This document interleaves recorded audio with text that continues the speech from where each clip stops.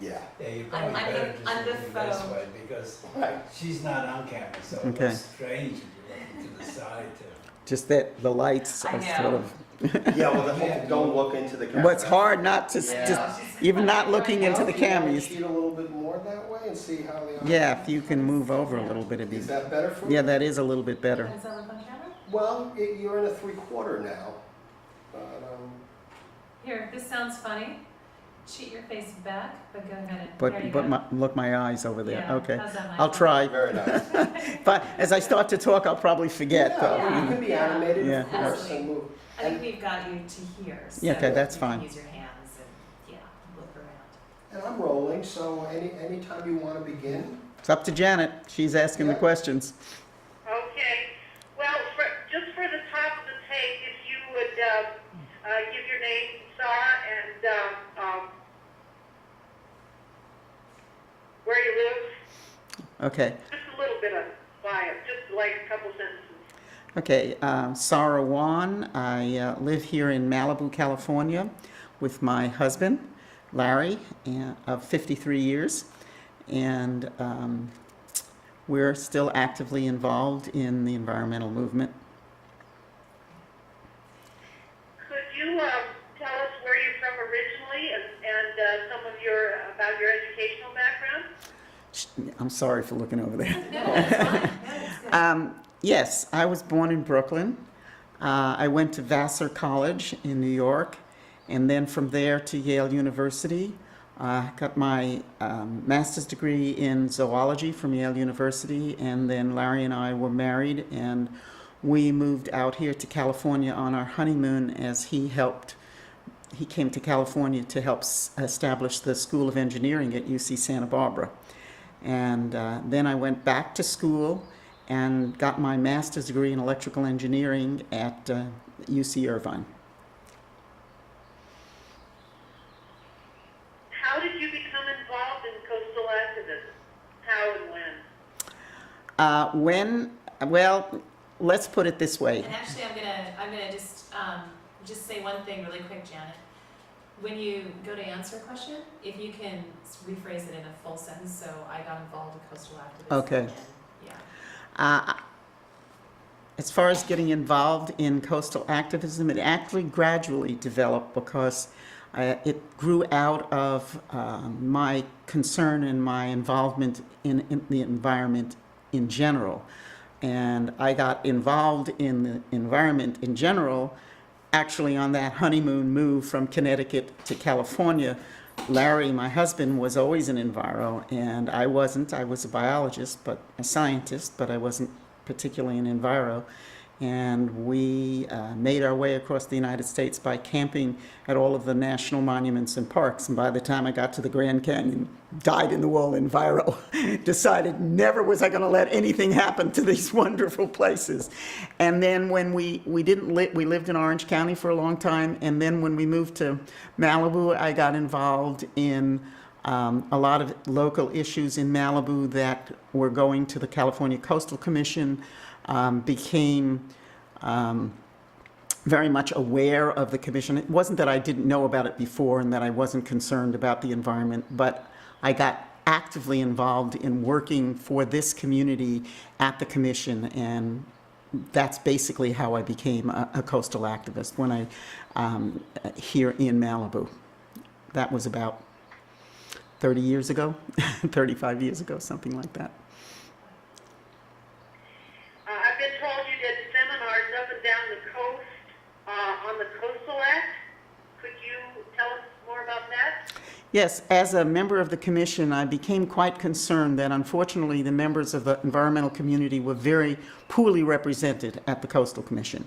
The applicants all have paid lobbyists who spend their time working with commissioners and socializing with them and had a lot of input to them. And the environmental community basically had nobody, which was something that I discovered actually initially as when I was acting as an environmental activist at the commission before I became a member of the commission. And so it disturbed me so much when I was a member of the commission that I formed what was called ORCA. That's the Organization of Regional Coastal Activists.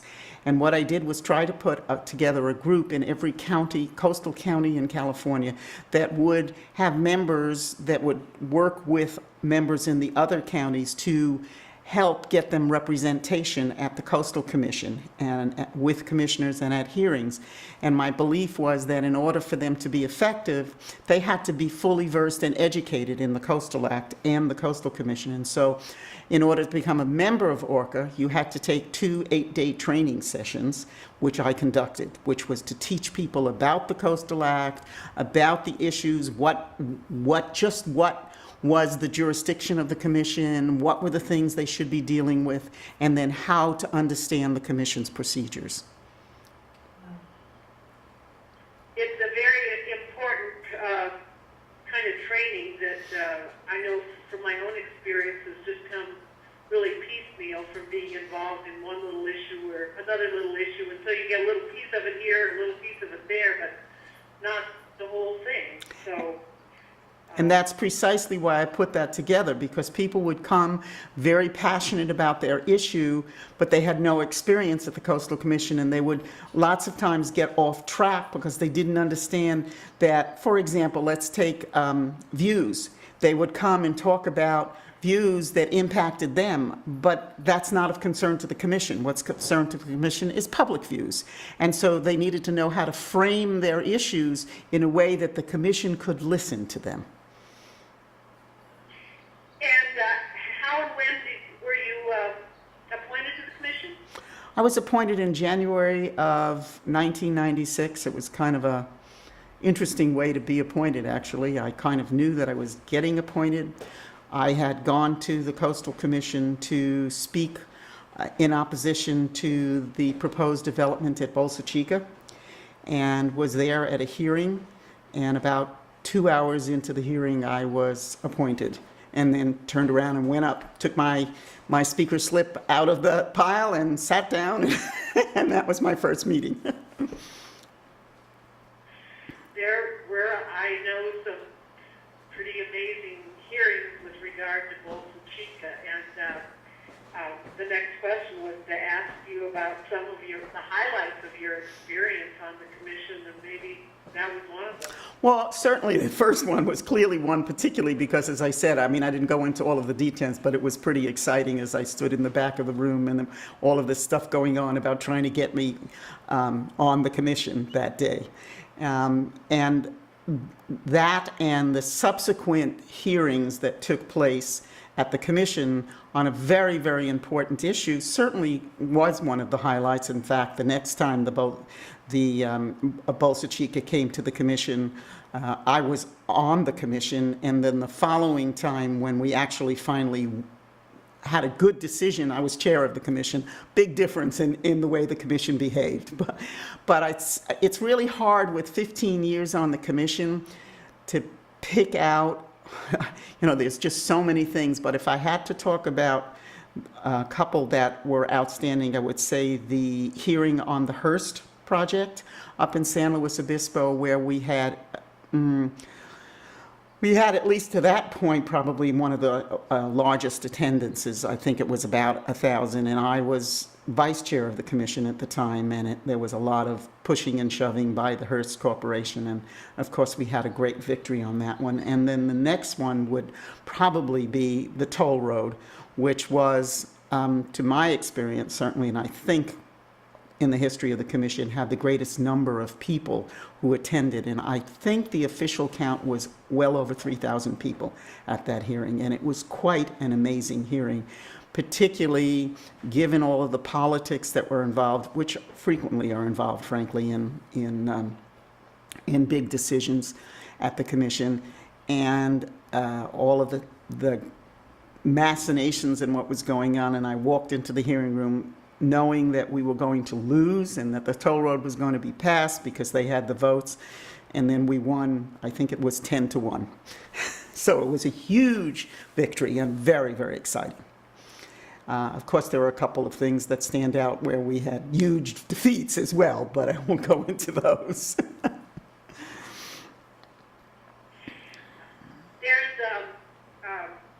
a hearing that Peter Douglas talked about one of the times they tried to get rid of him at a big public hearing. Does that ring a bell to you? Oh, yes, I remember both times that there were public hearings. The first time there was a public hearing trying to get rid of him, I was not on the commission. It was in Huntington Beach. And I remember that very well. But of course, the one I remember the best was the one I don't know what the year was anymore. I lose track of time. But I was on the commission, and there was a huge attempt to get rid of him. And it was quite an exciting hearing, and it was kind of fun because they were sure they had the votes, all of the, the governor and at least one of the elected, I think it was the speaker of the assembly, the head of the assembly, were insistent on trying to get rid of him because the Republicans had 8 of the members there are 12 members. Let me back up. There are 12 members on the commission for Actually, I think what I might do, I'm sorry, is just start you over, because I don't think you said the name of the person they were trying to. Oh. So maybe we can start this one more time and Okay. Yeah. So you asked me about the times that they attempted to fire Peter Douglas. I was around for both of them. For the first one, I was I was in the audience as a member of the environmental community who had come to support him. And the second time, I was on the commission itself when that happened. I'm trying to remember exactly who the governor was, but it must have been Pete Wilson, because there were 8 Republicans and 4 Democrats on the commission. For everybody to know, there are 12 appointed members of the commission, 4 from the governor, 4 from the Speaker of the Assembly, and 4 from the President Pro Tem of the Senate. And I was a Senate Pro Tem appointment, so I was a Democratic appointment, and the Republicans were in control. And now they figured they had the votes to be able to get rid of Peter. It must have been actually Kurt Pringle, as I'm thinking about it now, Kurt Pringle was Speaker. And so the 2 of them, the governor and the Speaker of the Assembly, decided this was time that they had the votes to get rid of Peter. And in fact, they did until basically just before the end. And then when they had called a special session of the commission to do this at the end of the regular hearing on a Friday. And that morning, the Republicans realized they probably didn't have the votes any longer to do this. And they I remember them asking the attorney, the commission's attorney, if they could cancel the hearing on the special hearing. And they were told no, they couldn't, because it had been announced publicly. And they asked, well, what would happen if they didn't show up? And the 4 of us went, well, that would be pretty good. We'll have the press all to ourselves. So they showed up, and it was quite a day. And it was a very victorious day. And it never got to a vote. They tried to table it and successfully tabled it. And at one point wouldn't let us speak, but we did. And the public I think they had a grand time, because by the time it came to hearing, it was pretty clear what was going to happen. Great. Wish I could. But it's nice to relive a few years' stories. The population of California has doubled since 1972, when Prop 20 was passed. And I'd like you to rate the effectiveness of the Commission and the Coastal Act on several areas. But starting with securing public access to the beaches.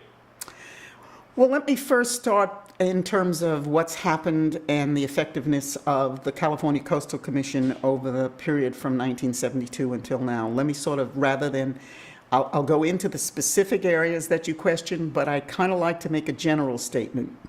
Because while in any given category, they may not have reached an A+ level, because you have had various times, depending on who was on the commission. You've had good commissions and then commissions that weren't good. I think overall the statement has to be that the coast of California would look very, very different if it were not for the Coastal Commission. Overall, we have a coast that still belongs to the people of the state, that in most instances can be accessed by the public, and much of which has been prevented from overdevelopment. That isn't to say there hasn't been a great deal of development, some of it inappropriate, but if you want to see the difference between what this coast would look like with or without a commission, take a drive down from Los Angeles down to San Diego, look on your left and see, which is outside of the coastal zone, what it looks like, and look on your right as you go down and look to see there's development, but it's low, it's less intense, and you can, where it's possible, you can still see the coast. Huge difference. This state owes an enormous amount of gratitude to the Coastal Commission because it has kept this coast basically not pure, not maybe as good as it could have been, but certainly it would have been totally different without the commission. Now I'll answer the questions on the specifics. On public access, I think the commission has done the best job that it possibly could do. I'll give it an A for that.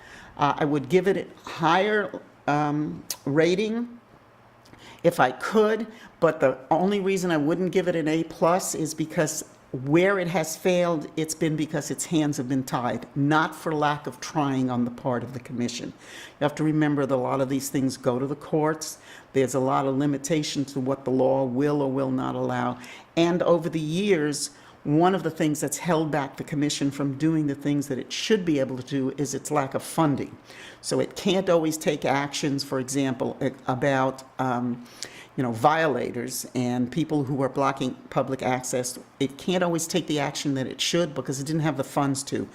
It's got another tool in its toolbox right now in which it can fine people finally for violating and blocking public access, and I think you will see a huge improvement on public access and the Commission's ability to deal with public access, and I suspect that that'll go up to an A+, because other than the Pringle Commission, I haven't seen a commission, Republican or Democrat, that wasn't pro-public access.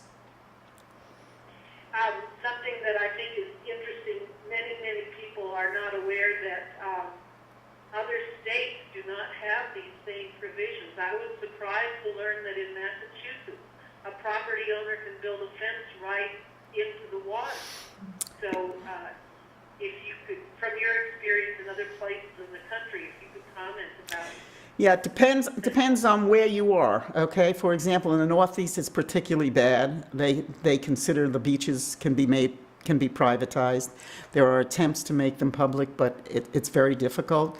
I was in Florida once, and we were, we were on the West Coast someplace, and I asked my, at the desk, I said, there's a place I want to go to. It's a public beach, and how do I get there? And she said to me, oh, well, it's a good thing you asked, because there's a security guard, and unless you have the rights to go there, you can't go there. And I said, excuse me, it's a public beach. And he said, well, but you can't get there. And I immediately said, boy, it wouldn't be that way if this were California. And Hawaii is a state, however, that is pretty good, for example, about allowing the public. So it depends on the state. It's state by state. Preservation of wetlands and environmentally sensitive habitat areas. Okay. The commission hasn't been as good on this area as it could have been. It's been reasonably good on the preservation and protection of wetlands, probably because in the Coastal Act, the definition of wetlands are very specific. It's very well defined. It says basically, the Coastal Act says, except for 7 reasons, thou shalt not fill a wetland. So it's very, very specific, and it gives the commission a lot of power.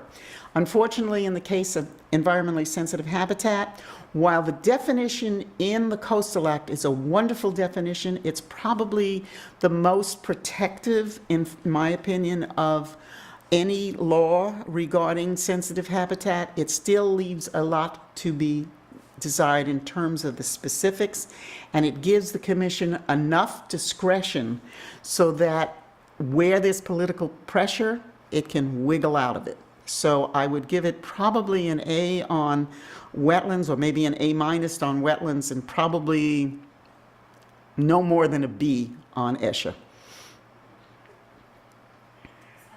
Preservation of views and scenic beauty. Yeah, I probably. I think that the commission has tried on question of scenic views and preserving the, I'm so sorry to make sure we didn't crosstalk on you. Can you start? Okay. again? Sorry. on the question of preservation of scenic views and the beauty of the coast, the commission has done, generally speaking, a pretty good job, although, again, a lot of it is subjective, and wherever it's subjective, then the kind of job it does depends completely on, you know, whether or not the commissioners are subject to political pressure, what their particular views are. You know, just as, for example, I go back a minute on wetlands, because the commission, the Coastal Act is so specific, if the commission does the wrong thing, it's easy to take them to court and to win, and that has happened. And scenic views, it's very difficult. And to some extent, the courts themselves have limited the commission's ability to be as effective as it should be, because even when the commission may want to, if there's a court action on the part of the applicant, lots of times they win because the court doesn't necessarily agree with the commission's discretion. And a big area of failing is that the commission doesn't have the right, determined, and this was determined by a court, to deal with views of the coast from the ocean. So if you're in a boat and you're looking at the view, the court says that doesn't count.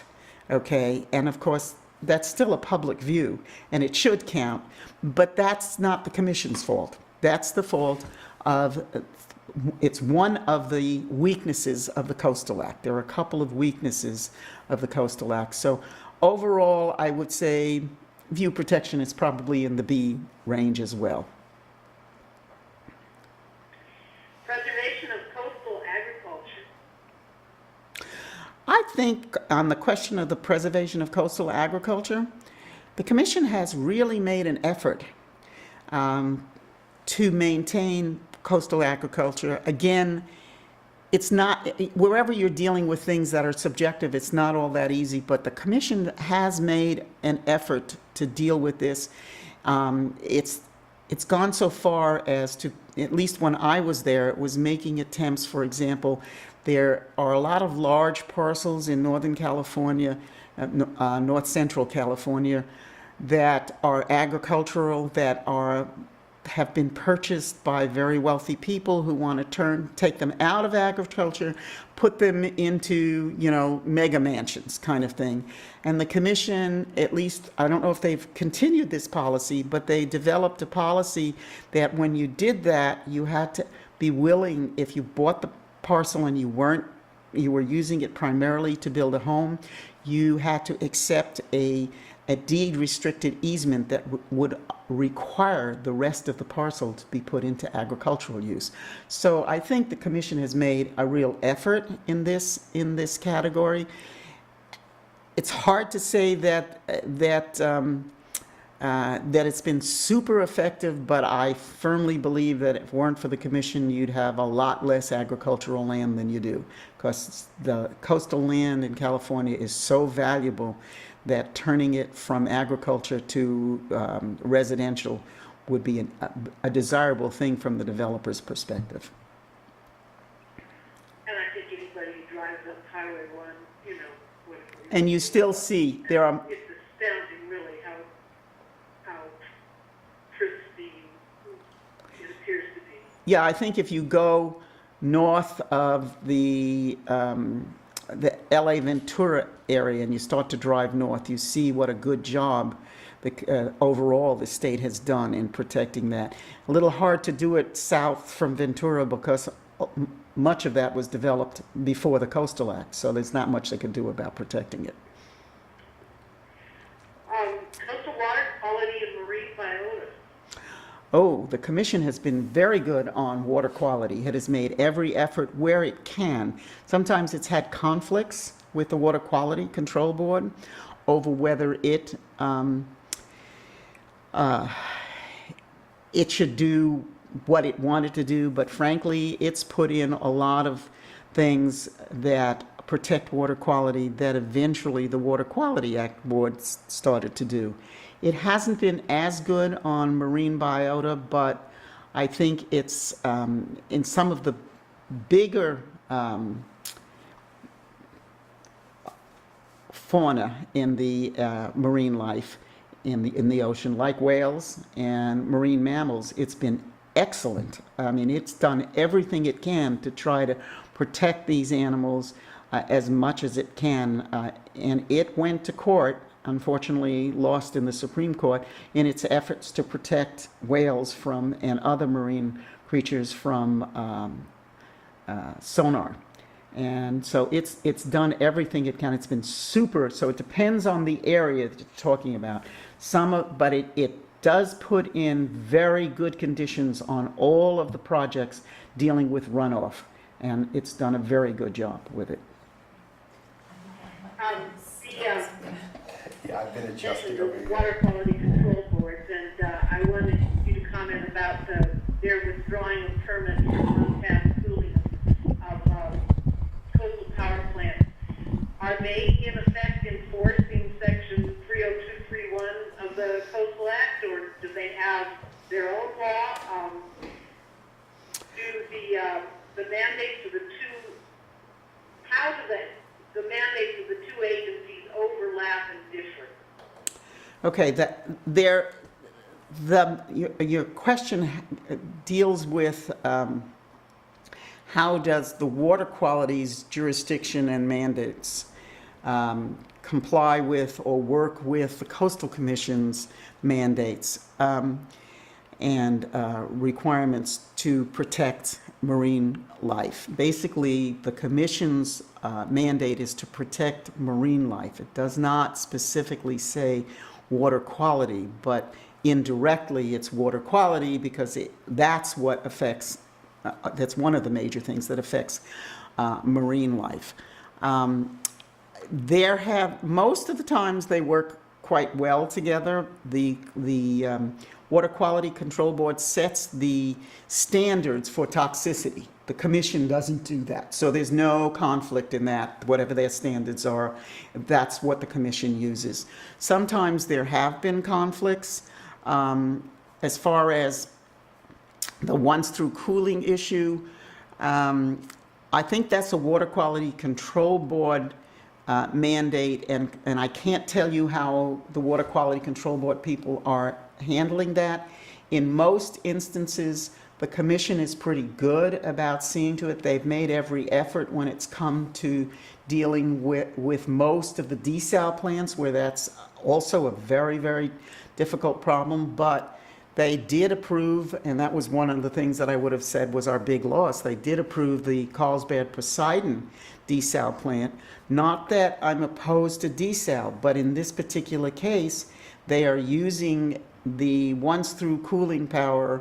They're using a power plant that has once through cooling and to provide their power, and they failed to put a subsurface intake in, so that they themselves are drawing in water that is destroying sea life. There was a lot of political pressure, and I'll be honest, a lot of the major decisions that come down from the Commission are sometimes tainted by political pressure. There was a lot of political pressure to approve that. But by and large, the Commission has been trying to, and the staff reports have certainly tried to get everybody to, if you're going to do something like a desal plant, you're supposed to use a subsurface intake so that you don't draw in the water. As far as as power plants are actually not in the Commission's jurisdiction. The right to cite power plants, the right to deal with power plants was actually removed from the Coastal Act. So the Commission does not have any authority in that realm.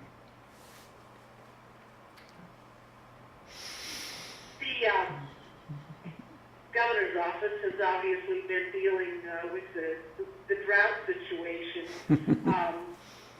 I'm talking about the effects of climate change so far in California, but predictions on sea level rise vary from 1 foot to 20 feet before the end of the century, and promise to affect the coast in many ways we've never seen before. Section 30235 of the Coastal Act provides for protection of existing development along the shoreline when it's threatened by shoreline erosion. And from your experience, if you could tell us how you've seen this implemented for armoring in the past, how it might be used in the future, and also how is armoring financed? Okay, your question has got multi-prongs about armoring of the coast, the effects of global warming and financing. And so I'll try to just talk about armoring as best I can. Unfortunately, I believe that the Coastal Commission, when it first came into existence, did not properly interpret the provisions of the Coastal Act when it comes to armoring. You cite Section 30235 of the Coastal Act as permitting the installation of armoring. Armoring being to protect property that's in danger from erosion. Unfortunately, the wording of that says that the Commission shall approve. It doesn't give the Commission a lot of leeway. And to back up for anybody who's listening, armoring is very disastrous when it comes to its impact on the beach, because the normal beach, and if you have beaches and bluffs and land that's not developed, the normal process is for, as the waves come in, it erodes the bluffs move back, the beach builds up from the bluffs that have been eroded, and the beach itself maintains a certain width, so you have a beach. If you armor the back of the beach, you lose eventually the beach in front of that armoring. So it's a disastrous impact, particularly on the public's ability to have a beach. So backing up with that, Section 30235 of the Coastal Act says the Commission shall approve armoring to protect, and I'm paraphrasing it, but shall approve armoring to protect development or that's existing development in danger of erosion. Section 30253 of the same Coastal Act says that the Commission may not approve any development that will require armoring. So if you read the two provisions together, the logical conclusion is that existing should have been interpreted to be existing at the time of the Coastal Act. But I guess it's almost 40 years ago now, okay, when the Coastal Act was put into place, that's not how they interpreted it. They interpreted that as long as the development wasn't going to require armoring at the time it was put in, it could be allowed to be approved. And of course, what would happen would be that it would be approved, and 5 years later it would need armoring, and then the argument was, well, it is existing development. As soon as it's developed, it becomes existing. So you had a huge amount of development and therefore armoring of the coast. And I don't know what the amount of the coast that's armored now, but when I was on the Commission, it was something like 10 to 15% of the coast was already armored. And that's disastrous from the perspective of what our coasts are going to look like and whether we're going to have beaches and all the rest of the implications of armoring. When in the late 1990s, the Commission decided to take a slightly different tact, which I hope they're still applying. And we decided that because Section 30253 said that the Commission should not approve anything that would ever require armoring, we took the position that if you're asking us to build where we believe eventually armoring would be needed, you needed to sign a waiver of your rights under Section 302.35, because we're saying if you're telling us that it won't need armoring, we want you to assure us that it won't need armoring. And if you're wrong, then it's going to be your problem. So that's the position that the commission has taken. That hasn't sit well with a lot of homeowners. As far as who pays for the armoring in general is paid for by the property owner, unless you're talking about state property. And state property, generally the commission, again, Section 302.35 says that if it's, a coastal dependent project, then the armoring is perfectly legal, and nobody's ever objected to that. If it's a highway, if it's a big facility, coastal dependent facility, to putting armoring to protect that. But so all of the other armoring is on private property, and the private property owners pay for it. But I'll add one caveat to that, and that is because you lose the sand in front of the armor, there are big programs, expensive programs paid for by the taxpayers to put sand back on the beaches, and that the public pays for.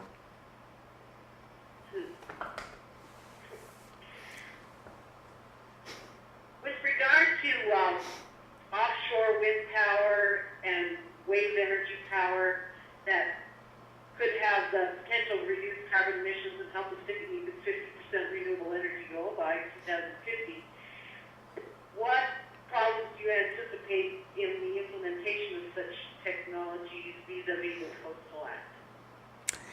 I'm going to give you, you're talking about renewable energy such as wind power and wave power.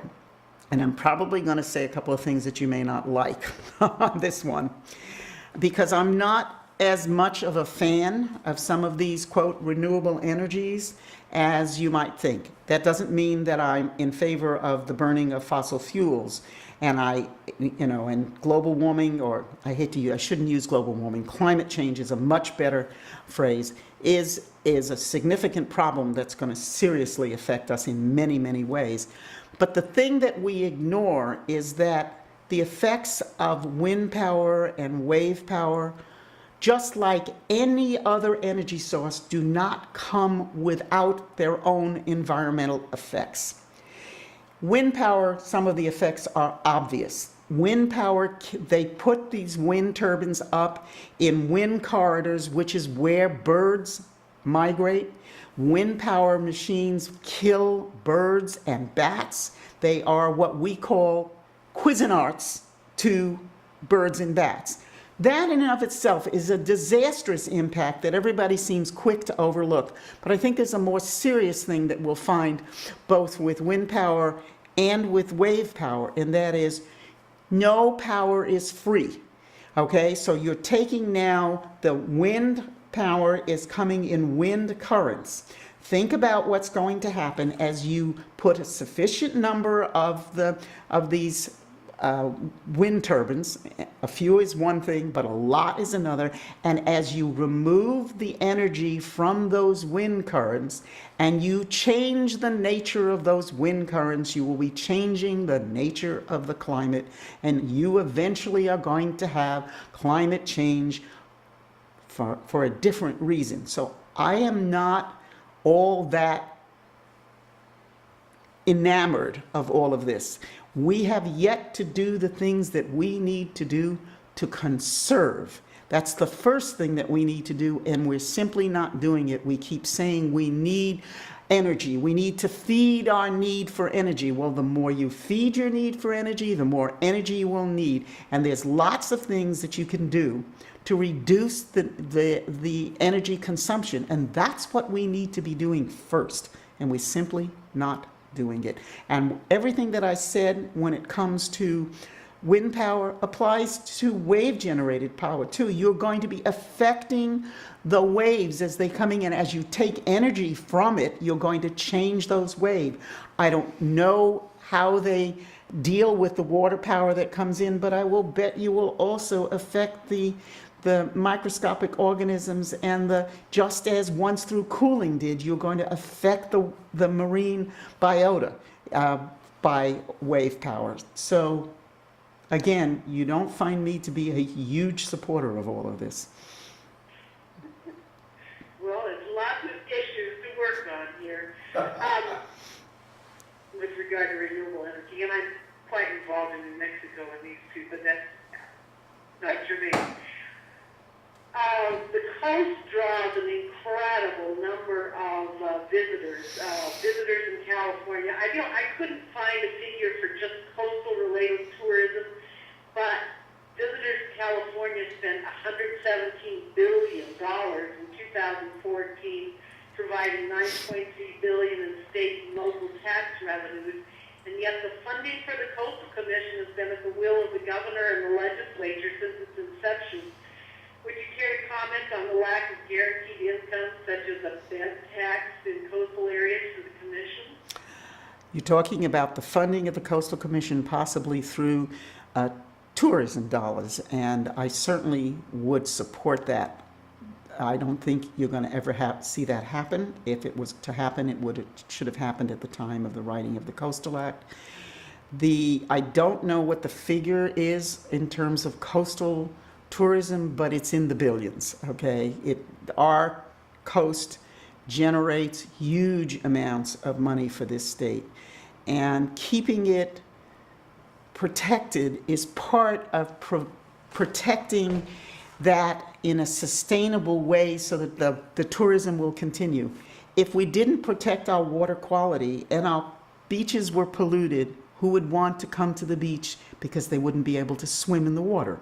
So that would be one thing. If our beaches and our bluffs and everything were just crowded with homes, it would tremendously reduce the desire for tourism. We have beautiful beaches here, and it generates a lot of income. And the commission has been very good about seeing to it that, for example, that tourists have the ability to come to California, to come to the coast, to enjoy the coast. One of the things that the commission is good at approving, and I know some people don't like it, are hotels. And the reason they want to approve hotels is so that it isn't just residents who can stay at the beach, but it can be tourists, whether they're tourists from California or from the rest of the United States or the rest of the world. So the commission's been very good at that, and they should have a steady source of income, because if we went back to one of the things that I said originally about the things that have tied the commission's hand in their ability to do their job, for example, relative to public access, has been a lack of funding. They haven't had the staff to do the kind of work that they need to do, and that's because the commission does not have a good, solid source of income. It's at the whim of the legislature and the governor. And if you have a governor who's opposed to the Coastal Commission, you're going to have its funding removed, and that you can hogtie the commission in a number of ways, and one of which is by removing its funding, another of which, of course, is by who you approve. But if you don't have the funding and you don't have the staff to do the job that they need to do, I don't care who's sitting on the commission, you won't be able to protect the coast.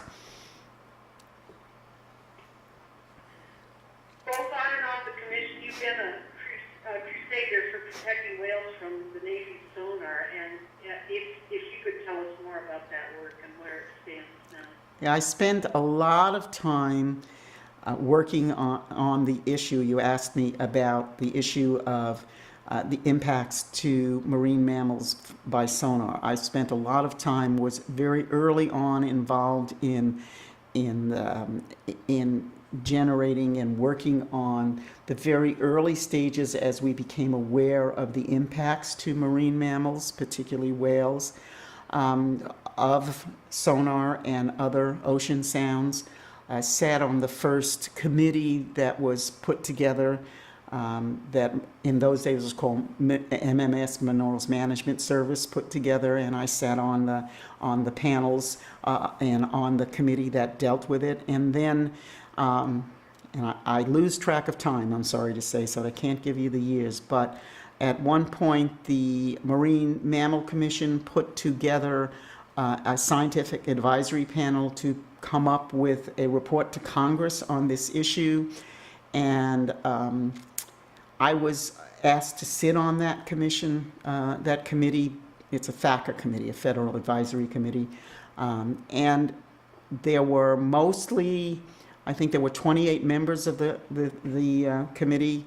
There were 4 or 5 members representing environmental groups. The rest were basically the producers of the sound, the oil industry, the Navy, and they had a number of marine mammal scientists who work in this area, but they were all funded by the oil industry and the Navy, so you have to question them. But there were about 4 or 5 enviros, and then they had one person representing the coastal states of the United States, and that was me.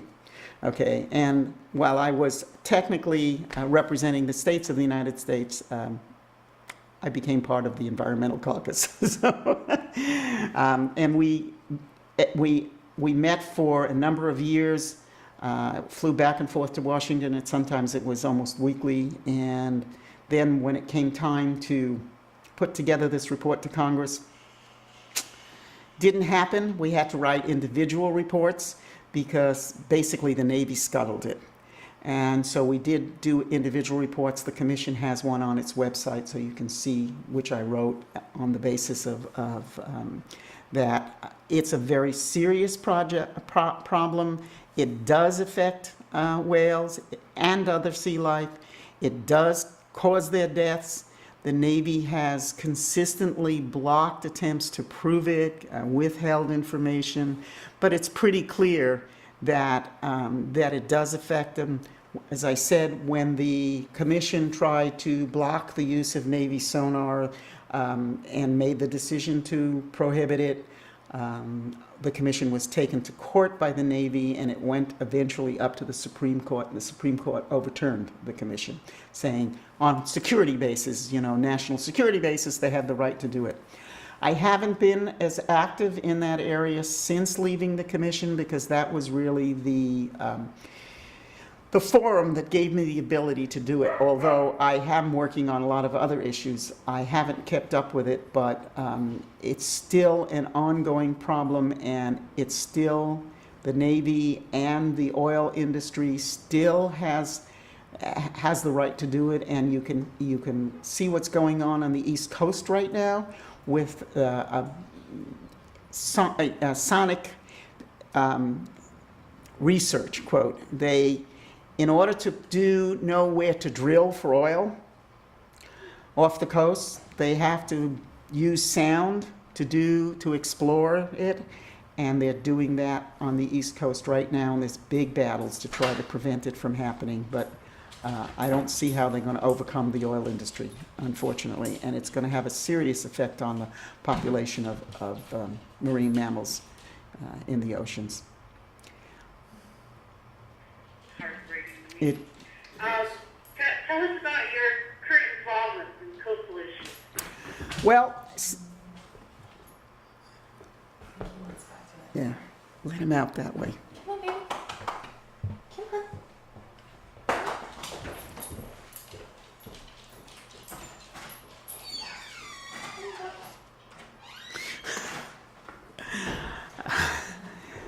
Time out for the doggies. As I told you, that I originally was not just a coastal activist, but concerned about the environment. I love the desert just as much as I love the coast. And since leaving the commission, my activities, although I still get involved in coastal issues, primarily in 2 ways. One, I've been doing some consulting for people who have issues at the commission that they need help on and to deal with. Of course, my consulting is very limited, because I won't take anybody but people on the pro-environment side, or somebody that I think their project is a K and it's consistent with the Coastal Act and won't cause the problems. So that kind of limits me as to what I can do in that arena. And I do a lot of work sort of pro bono, particularly behind the scenes on dealing with issues and advising. And right now, I don't want to mention the project. It's a big project that I'm helping the Sierra Club, for example, and I've been writing their letters for them that they're going to oppose. They're opposing something, and I'm writing the letter to the commission for them, kind of thing. So I still do that, but I've branched out into dealing with a number of other issues that are not necessarily specifically coastal related. My husband and I, Larry, we formed and founded a land conservancy that we operate here, and we have done a lot of work. You can go to our website. It's called. Pause, you just suggested. Oh. Sorry. Go with your husband. Okay. My husband, Larry, and I have founded a land conservancy based here in Malibu, and we do a lot of work throughout the Western Hemisphere. We've done work in Alaska. We've done work in the to help protect wolves in the greater Yellowstone area. We've done fundraisers for Bolsa Chica. We've done work in Mexico and in Ecuador. We wound up purchasing lots of land in Ecuador. We have 2 ongoing projects right now that we're working on.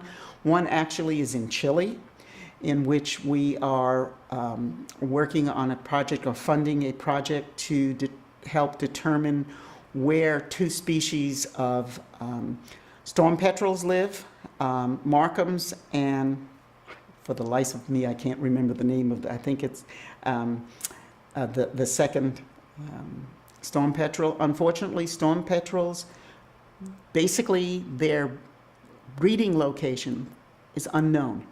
Most storm petrels, they do not know where they breed.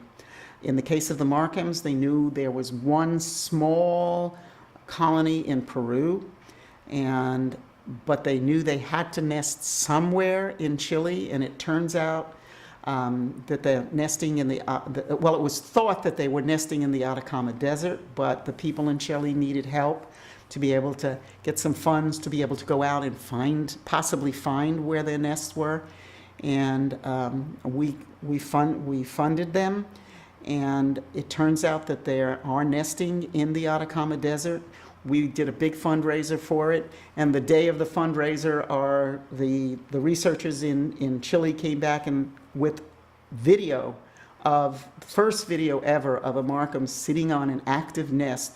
We know where the nests are. We're in the process of gathering information. We have 2 species. The second species, they know absolutely never. This is the first time anybody's ever found any nests of that species, and it's very, very exciting. We're hoping to map the area, find out how many birds are in the area, because unfortunately that area is owned privately by mining companies, and they are already actively mining the area. And along with finding the active nests, we found lots of dead birds that had been killed by the mining operations.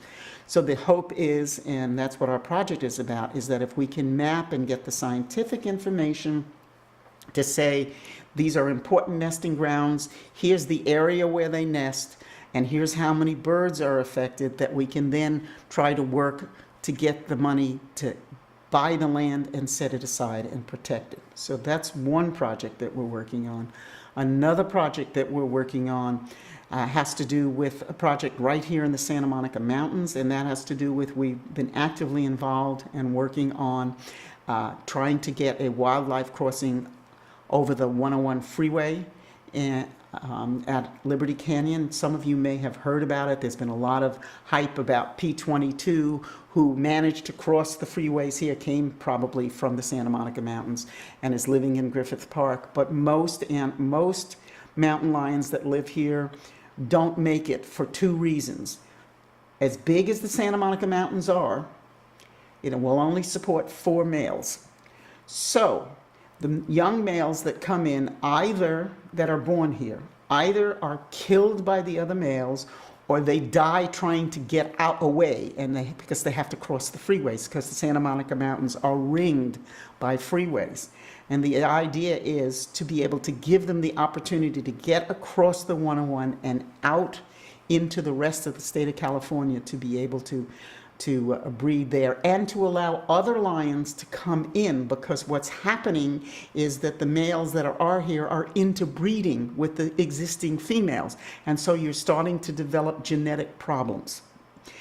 So it's a serious problem. We believe that the wildlife overcrossing will not only help the mountain lions, but because the mountain lions are the apex predator in the Santa Monica Mountains, it will actually help the entire ecosystem. If you remove the apex predator, like the mountain lion, it changes the dynamics, and the entire ecosystem will change, and you will lose a lot of other species as well. Of course, any wildlife crossing that's built for the mountain lion will also serve for other animals that need the connectivity to other areas. So overall, we think it's an important project. Those are the two main projects that we're working on.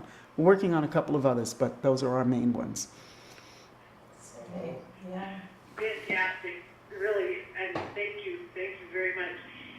Well, there's just two last things. One is if there's anything I've neglected to ask you about that you'd like to talk about, and then I'd like to ask you a few questions about Governor Brown, but if you don't want to do those on camera, that's okay. About, what were you going to ask me about? Governor Brown. Oh, Governor Brown. Probably off camera. I'll tell you what I think. Okay, anything that you haven't covered?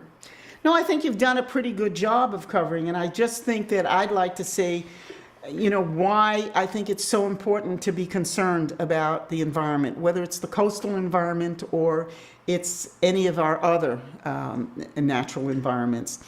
When I first started, I said when I first got involved in becoming an enviro, it was purely philosophical.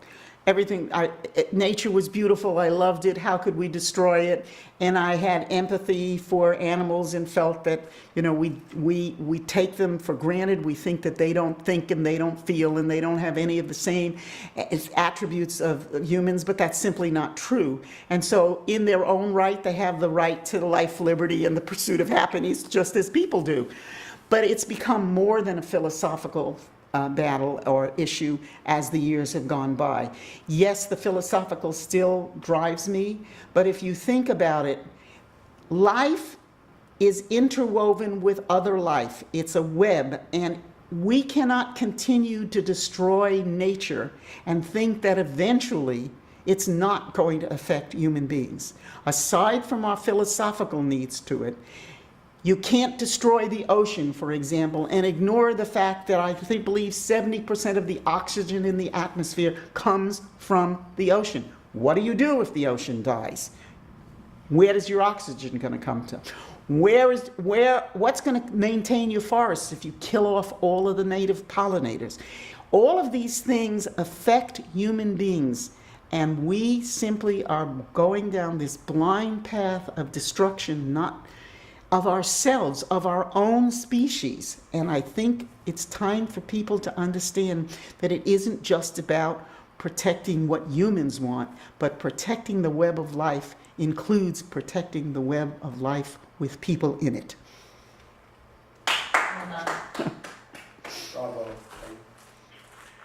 Brown will be off camera. Yeah. He and I don't get along, and he knows that. I'm going to turn the camera on. Yeah, okay.